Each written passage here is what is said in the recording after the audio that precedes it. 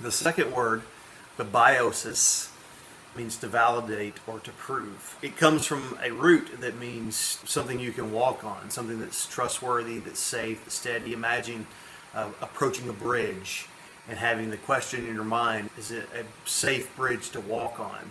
And then in order to determine whether you can walk on it, you nervously and carefully walk across the bridge and discover that it's safe, it's steady, it's Bebaiosis. And so Paul's saying that he is giving a defense of the gospel, and he is showing that the gospel is an idea that can be trusted. Oftentimes these two words are used together.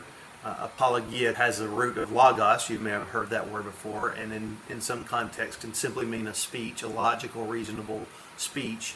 And then this word Bebaiosis as a trustworthy speech, or a speech that effectively proves the point that it's trying to make.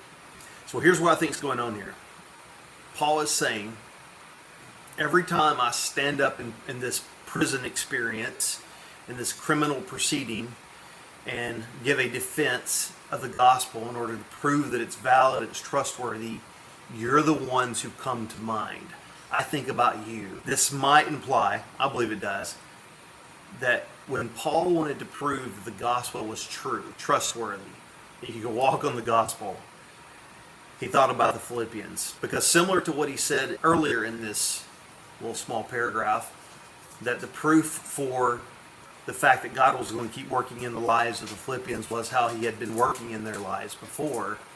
He's saying that when I stand up to give a defense of the gospel and show that it's true, the Philippians are an example of the power, proof, and authenticity of the gospel. It begs us to ask the question about our lives. Do our lives prove the gospel?